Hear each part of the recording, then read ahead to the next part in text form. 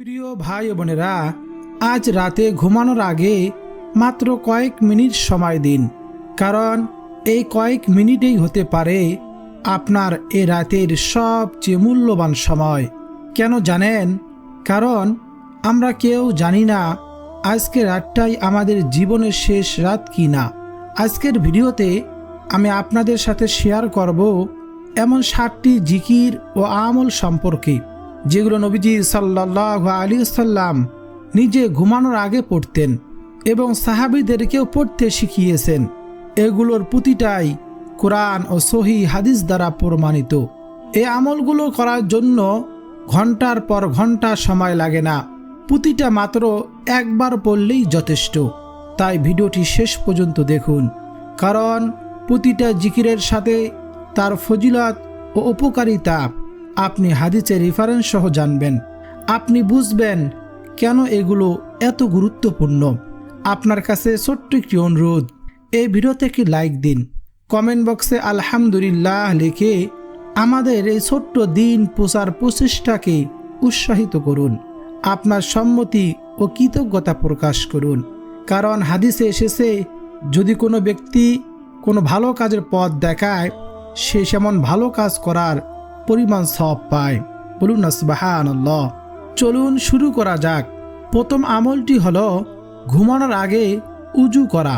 ঘুমানো যাওয়ার আগে উজু করা শুধু একটা শারীরিক পবিত্রতা নয়, এটা নবীজি সাল্লাল্লাহু আলাইহি সাল্লামের একটা প্রিয় সুন্নাতি আমল।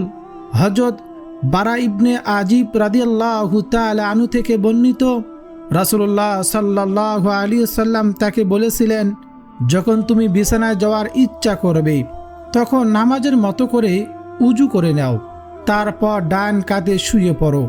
সহিহ বুখারী ও মুসলিম শরীফে হাদিসটি এসেছে। শুধু তাই নয়, উজু অবস্থায় ঘুমানো একটা বিশেষ ফজিলত হাদিসে এসেছে। বলা হয়েছে, যে ব্যক্তি পবিত্র অবস্থায় ঘুমায় তার সাথে একজন ফেরেশতা নিয়োজিত থাকে। সেই ব্যক্তি ঘুম থেকে জাগার সাথে সাথেই ফেরেশতাটি আল্লাহ তাআলার কাছে দোয়া করতে থাকে, হে আল্লাহ, তোমার উমুক বান্দাকে ক্ষমা করে দাও, কারণ সে পবিত্র অবস্থায় ঘুমিয়েছিল। বলুন না সুবহানাল্লাহি ওয়া বিহামদিহি। প্রিয় ভাই বোনেরা, তাই আজ রাত থেকেই ঘুমানোর আগে উজু করার অভ্যাস গড়ে তুলুন। এটা শুধু শারীরিক পরিচ্ছন্নতার জন্য নয়, বরং সারা রাত ফেরেশতার ক্ষমা প্রার্থনার সৌভাগ্য অর্জনের একটি সহজ আমল। কত সহজ আমল, কত বড় প্রতিদান।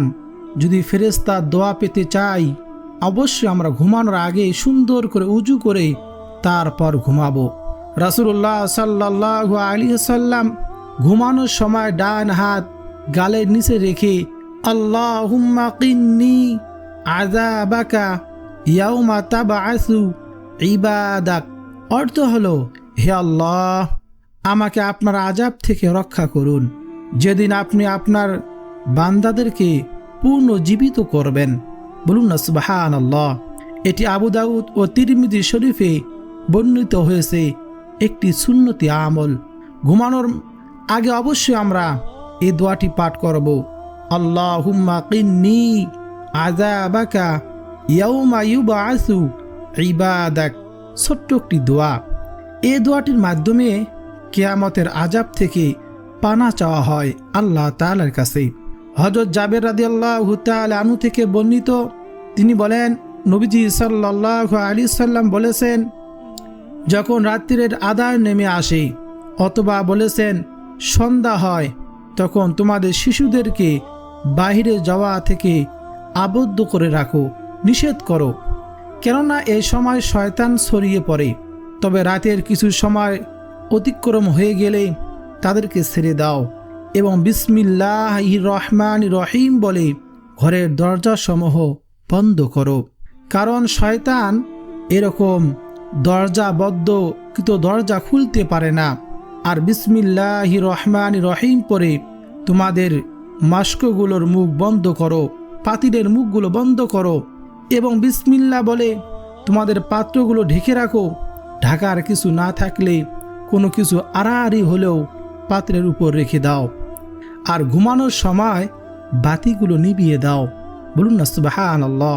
বুখারী ও মুসলিম শরীফে এ হাদিসটি এসেছে। এখানে অনেকগুলো বিষয় রয়েছে, এগুলো যদি আমরা ফলো করতে পারি শুধু আখিরাত না, দুনিয়ার জীবন আমাদের হবে সুখময়, শান্তিময়। যদি আমরা এগুলো মানতে পারি, আমাদের শিশুদেরকে সন্ধ্যাবেলায় আমরা ঘর থেকে বাইরে যেতে দেব না। সন্ধ্যা আজান হলে শয়তান এরকম জিনেরা ছড়িয়ে পড়ে, কিছুক্ষণ অতিক্রম করলে তারপর বাহিরে হতে পারবে, কোনো সমস্যা নেই। এবং পাতিলের মুখগুলো ঢেকে রাখার কথা বলা হয়েছে এবং রাতে বাতি নিভিয়ে ঘুমানোর কথা বলা হয়েছে। এতে আমাদের শরীরের অনেক উপকারে আসে। এজন্য অবশ্যই আমরা ঘুমানোর সময় নবীজি সাল্লাল্লাহু আলাইহি সাল্লামের সুন্নত অনুযায়ী সুন্দর করে উজু করব। তারপর আমরা এরকম নবীজির শেখানো দোয়াটি পড়ব। তারপর আমার ডান হাত গালের নিচে দিয়ে ঘুমানোর দোয়াটি পাঠ করে আমরা ঘুমাবো। আল্লাহুম্মা বিসমিকা আমুতু ওয়া আহইয়া। প্রিয় ভাই বোনেরা, দ্বিতীয় নম্বর জিকিরটি হলো ঘুমানোর আগে সুবহানাল্লাহ 33 বার, আলহামদুলিল্লাহ 33 বার, আল্লাহু আকবার 34 বার। এই আমলের পিছনে একটা সুন্দর ঘটনা আছে। হযরত আলী রাদিয়াল্লাহু তাআলা আনহু বর্ণনা করেন, হযরত ফাতেমা রাদিয়াল্লাহু তাআলা আনহা ঘরের কাজ করতে করতে ক্লান্ত হয়ে পড়তেন। তাই নবীজির কাছে একজন সাহায্যকারী খাদেম চেয়েছিলেন। নবীজি তাকে খাদেমের বদলে এই তাসবিহ শিখিয়ে দিলেন এবং বললেন, এটা তোমার জন্য খাদেমের চেয়ে উত্তম। বলুন না সুবহানাল্লাহ। এই হাদিসটি এসেছে সহিহ বুখারী ও মুসলিম শরীফে। প্রিয় ভাই বোনেরা, একটু ভাবুন, চিন্তা করুন, এই তাসবিহ শুধু আখিরাতের জন্য নয়। এই তাসবিহ যদি ঘুমানোর আগে পড়া যায়, দৈনিক ক্লান্তি দূর করার জন্য যে আমল যে খাদেম চেয়েছিলেন উত্তম বলে দেওয়া হয়েছে, সেটা আমরা কতজন নিয়মিত করি। এই তাসবিহ পাঠ করলে আপনার সারাদিনের ক্লান্তি আল্লাহ তাআলা দূর করে দিবেন। এই তাসবিহ পাঠ করলে পরের দিন আবার নতুনভাবে কর্মজীবন আমরা শুরু করতে পারবো। এই তাসবিহ কি ফজিলত রয়েছে আপনি শুনলে আশ্চর্য হয়ে যাবেন, অবাক হয়ে যাবেন। তাই আজ রাত থেকেই শুরু করুন, মাত্র একবার এই গণনা সম্পূর্ণ করুন, 33 বার 34 বার করে। সময় লাগবে মাত্র কয়েক মিনিট। কত ছোট আমল, কত বড় প্রতিদান। বলুন না সুবহানাল্লাহ। সুবহানাল্লাহ এর ফজিলত হলো, হাদিসে এসেছে রাসূলুল্লাহ সাল্লাল্লাহু আলাইহি সাল্লাম বলেছেন, যে ব্যক্তি একবার সুবহানাল্লাহ বলে তার জন্য জান্নাতে একটি খেজুর গাছ রোপণ করা হয়। তিরমিজি শরীফের হাদিস। আবার তিনি বলেছেন, যে ব্যক্তি সকাল সন্ধ্যায় 100 বার সুবহানাল্লাহ বলবে, কিয়ামতের দিন তার আমলনামায় পাহাড় সমান সওয়াব লেখা হবে। বলুন না সুবহানাল্লাহ। সুবহানাল্লাহ সকলেই জানি, পারি, কিন্তু এর ফজিলত জানি না, এর মাহাত্ম্য জানি না, এর গুরুত্ব জানি না। এজন্য আমরা আমল করতে চাই না। তাই আসুন প্রতিদিন অত্যন্ত কিছু সময় বের করে সুবহানাল্লাহ সুবহানাল্লাহ আমরা এইভাবে আমার জবানকে পবিত্র করার জন্য, মনকে শান্ত করার জন্য আমরা বেশি বেশি সুবহানাল্লাহ জিকির করি এবং জান্নাতে এরকম খেজুর গাছের বাগান তৈরি করার জন্য বেশি বেশি পাঠ করি। প্রিয় ভাই বোনেরা, আর আলহামদুলিল্লাহ সর্বোত্তম দোয়া। রাসূলুল্লাহ সাল্লাল্লাহু আলাইহি সাল্লাম বলেছেন, সর্বোত্তম জিকির হলো লা ইলাহা ইল্লাল্লাহ এবং সর্বোত্তম দোয়া হলো আলহামদুলিল্লাহ। তিরমিজি শরীফের হাদিস। সুবহানাল্লাহ ও আলহামদুলিল্লাহ এই দুইটি শব্দ আসমান ও জমিনের মধ্যবর্তী স্থান নেকি দিয়ে ভরিয়ে দেয়। বলুন না সুবহানাল্লাহি ওয়া বিহামদিহি। সহিহ মুসলিম শরীফে এই হাদিসটি এসেছে, কেউ যদি সুবহানাল্লাহ আলহামদুলিল্লাহ জিকির করে, জমিন ও আসমানের মধ্যবর্তী ফাঁকা স্থানটি আল্লাহ তাআলা নেকি দিয়ে সওয়াব দিয়ে ভরিয়ে দেন। বলুন না সুবহানাল্লাহ। কত সহজ, আমরা 1 সেকেন্ডেই বলতে পারি, কিন্তু কত বড় প্রতিদান, কত ফজিলত। এজন্য বেশি বেশি সুবহানাল্লাহ আলহামদুলিল্লাহ এই জিকিরগুলো আমরা করব। তারপর আল্লাহু আকবার, আল্লাহ মহান, সবচেয়ে বড়। এটি ইসলামের একটি অত্যন্ত ফজিলতপূর্ণ জিকির। যার মাধ্যমে আল্লাহ সুবহানাহু ওয়া তাআলার একত্ববাদ ও শ্রেষ্ঠত্বর প্রকাশ পায়।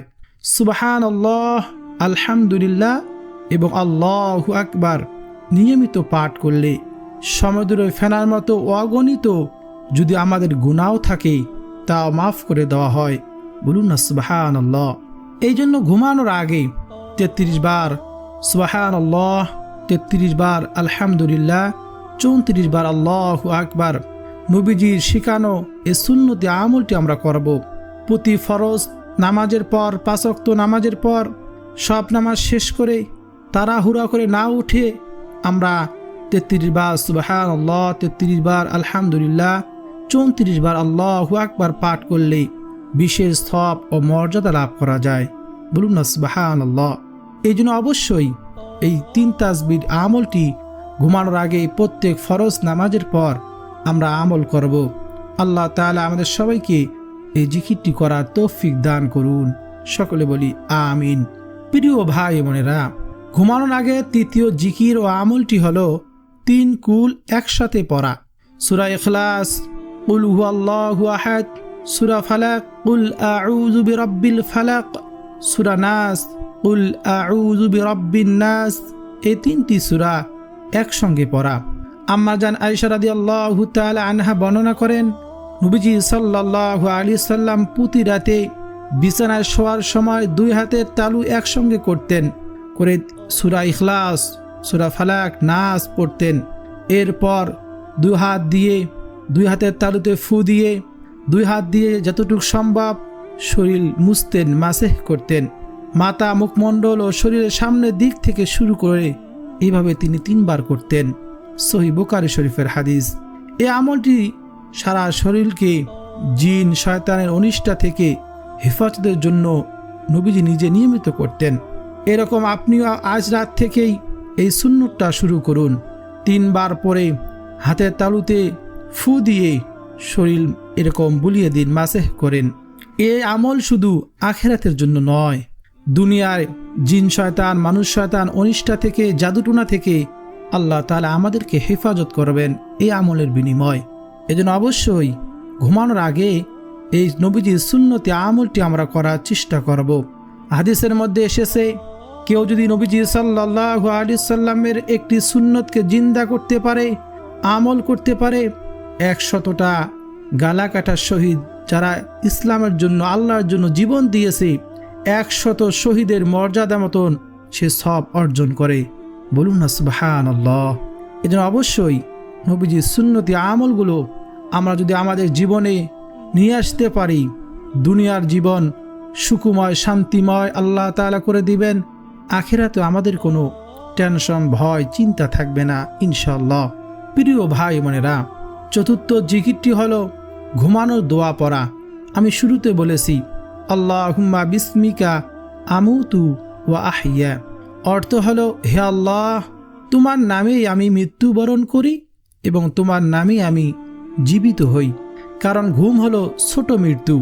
হযরত হুযায়ফা রাদিয়াল্লাহু তাআলা আনহু বর্ণনা করেন, নবীজি সাল্লাল্লাহু আলাইহি সাল্লাম যখন বিছানায় শুয়ে থাকতেন, শুতেন, তখন এই দোয়াটি পড়তেন, আল্লাহুম্মা বিসমিকা আমুতু ওয়া আহইয়া।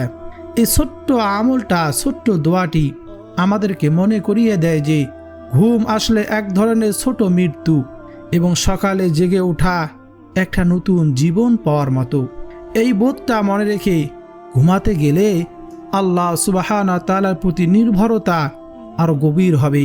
টেনশন, চিন্তা, এরকম মানসিক চাপ কমে যাবে যে আমি ঘুমাবো, কাল সকালে নাও জাগ্রত হতে পারি। কিসের টেনশন, কিসের চিন্তা? আল্লাহ তাআলার উপর তাওয়াক্কুল বেড়ে যাবে। এই জন্য ঘুমানোর আগে অবশ্যই নবীজির সুন্নতি আমলগুলো, জিকিরগুলো করে দোয়া পরে আমরা ঘুমাবো। প্রিয় ভাই বোনেরা, 5 নম্বর জিকির ও আমলটি হলো আয়াতুল কুরসি পাঠ করা। এই আয়াতুল কুরসির সম্পর্কে চমৎকার একটি ঘটনা আছে। হযরত আবু হুরায়রা রাদিয়াল্লাহু তাআলা আনহু বর্ণনা করেন, তিনি একবার রমজানে সদগার মাল পাহারা দিচ্ছিলেন। রাতে এক লোক এসে বারবার সেখান থেকে খাবার চুরি করার চেষ্টা করতেছিল। তিনি শেষে তাকে ধরে ফেললেন।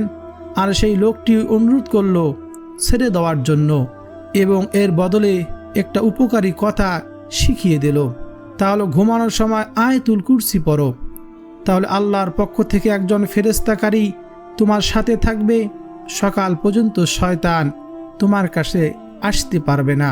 পরে নবীজি সাল্লাল্লাহু আলাইহি সাল্লাম আবু হুরায়রা রাদিয়াল্লাহু তাআলা আনহুকে বললেন, সে তোমাকে সত্যি কথা বলেছে, যদিও সে নিজে একজন মিথ্যুক, সেটা ছিল শয়তান। সহিহ বুখারী শরীফে এ হাদিসটি এসেছে।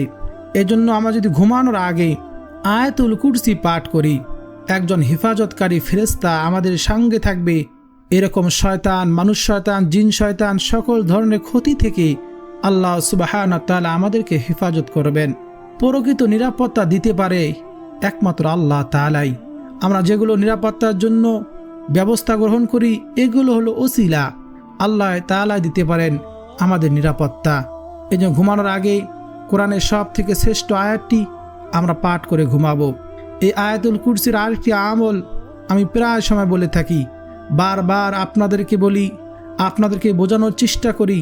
এই আমল বারবার শুনলে আমাদের অন্তরে বসে যায় এবং আমল করতে সহজ হয়। সে আমলটি হলো প্রত্যেক ফরজ নামাজের পর আয়াতুল কুরসি পড়া। এটা এমন একটি আমল যে আমল সম্পর্কে স্বয়ং নবীজি সাল্লাল্লাহু আলাইহি সাল্লাম বলেছেন, কোনো ব্যক্তি যদি ফরজ নামাজের পর আয়াতুল কুরসি পাঠ করে একবার, তাহলে তার জান্নাতে যাওয়ার জন্য মৃত্যুর ছাড়া আর কোনো বাধা থাকে না। একটাই বাধা থাকে, তা হলো মৃত্যু। সে মৃত্যুবরণ করার সঙ্গে সঙ্গে আল্লাহ তাআলা তাকে জান্নাত দান করবেন, যদি সে প্রত্যেক ফরজ নামাজের পর আয়াতুল কুরসি একবার পাঠ করে। এই জন্য এত ফজিলতপূর্ণ আমলটি আমরা কখনোই ছেড়ে দেব না। প্রত্যেক ফরজ নামাজের পর একবার আয়াতুল কুরসি পাঠ করব। প্রিয় ভাই বোনেরা, চলুন এই শ্রেষ্ঠ আয়াতটি একবার শুনে আসি, কিছু নেকি অর্জন করে আসি। আল্লাহর কালাম কেউ যদি তিলাওয়াত করে, উজু থাকুক বা না থাকুক, কেউ যদি শোনে, তার উজু থাকুক বা না থাকুক, প্রত্যেকটি হরফের বিনিময় 10টি করে নেকি আল্লাহ তাআলা দান করবেন। শুনলেও সব, পড়লেও সব, কি ফজিলত, বলুন না সুবহানাল্লাহ। চলুন কিছু নেকি অর্জন করে আসি, আল্লাহর কালাম একটু শুনে আসি, অন্তরকে শান্ত করি। তারপর আমরা ঘুমানোর আগে 6 নম্বর জিকিরটি জানবো ইনশাআল্লাহ।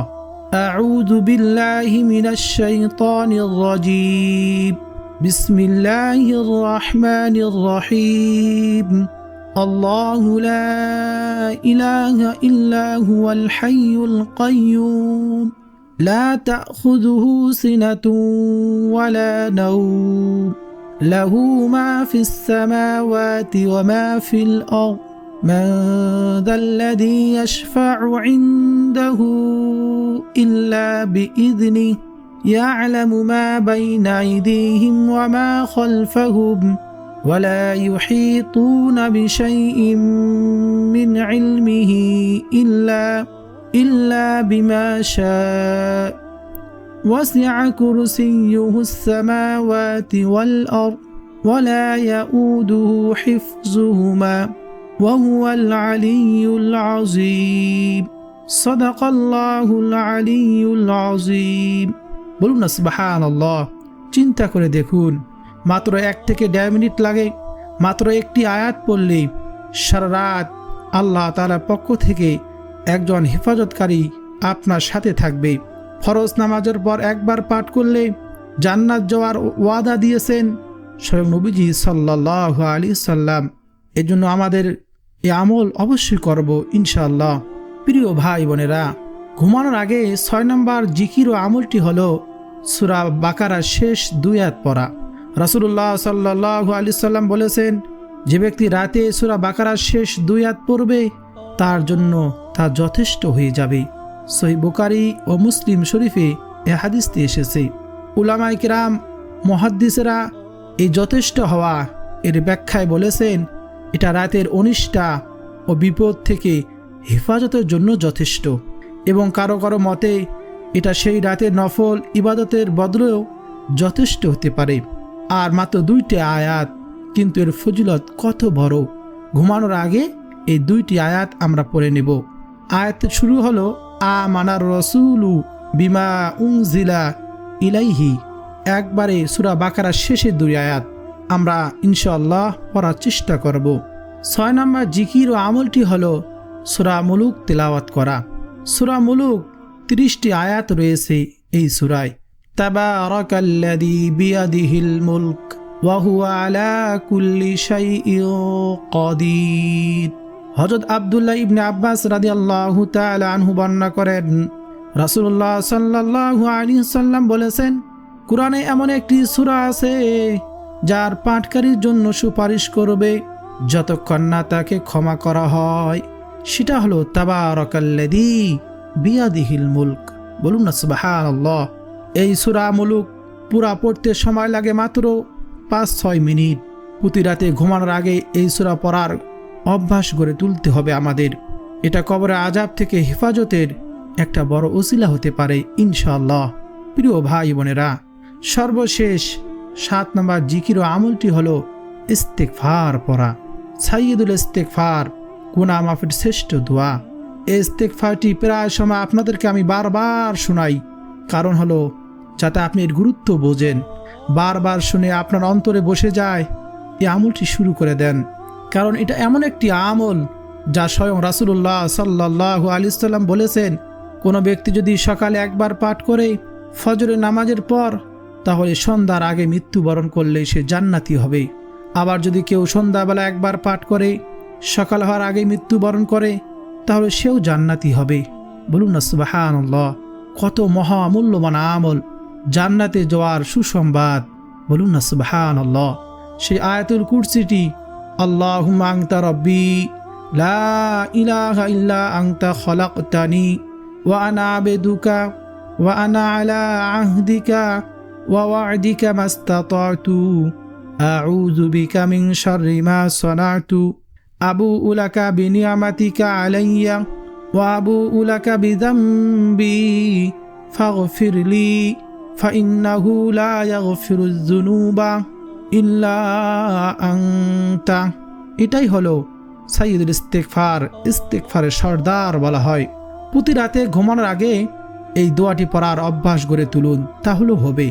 এটাই আজকের সবচেয়ে গুরুত্বপূর্ণ আমল।